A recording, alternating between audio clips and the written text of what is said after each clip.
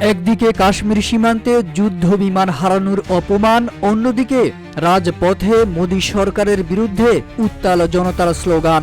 সব মিলিয়ে নরেন্দ্র মোদীর জন্য সময়টা যেন চারদিক থেকে অন্ধকারে ঘেরা। দেশের ভেতরের ক্ষোভ এখন ফুঁসে উঠেছে খোলা রাস্তায়। এমনকি মোদীর দল বিজেপির নেতাকর্মী এবং তাদের দীর্ঘদিনের সমর্থক হিন্দু জনগোষ্ঠীও এখন মোদীর বিরুদ্ধে অবস্থান নিচ্ছে।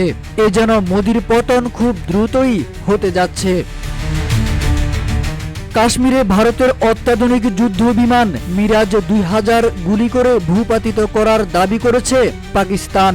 ইসলামাবাদ জানায়, চলমান উত্তেজনার মধ্যে এটি ভারতের ষষ্ঠ যুদ্ধ বিমান যা পাকিস্তান ভূপাতিত করেছে।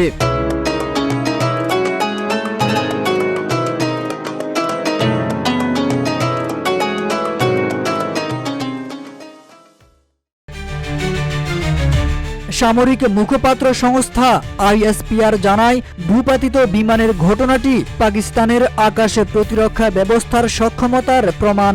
বিশ্লেষকরা বলছেন, মিরাজ 2000 ভূপাতিত হওয়া ভারতের জন্য কেবল একটি সামরিক পরাজয় নয়, মোদীর জন্য এটি একটি কৌশলগত এবং মনস্তাত্ত্বিক ধাক্কাও বটে।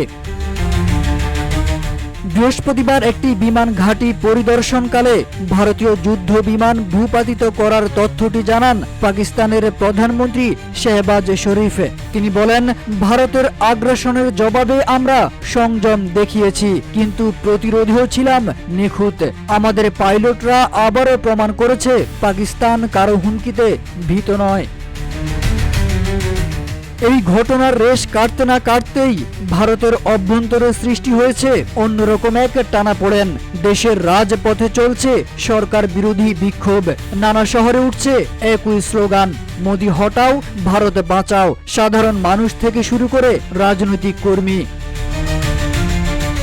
ভারতের অর্থনীতি টালমাটাল, মূল্যস্ফীতি, বেকারত্ব আর জীবনযাত্রার ব্যয় বাড়ছে তীব্র গতিতে। তার উপর ধর্মীয় বিদ্বেষ ও সীমান্তে উত্তেজনা পরিস্থিতিকে করেছে আরো অস্থির।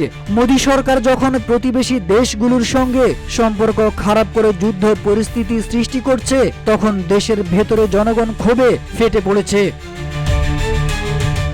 একদিকে আন্তর্জাতিক সীমান্তে সামরিক বিপর্যয়, অন্যদিকে দেশের ভেতরে জনরোষের বিস্ফোরণ।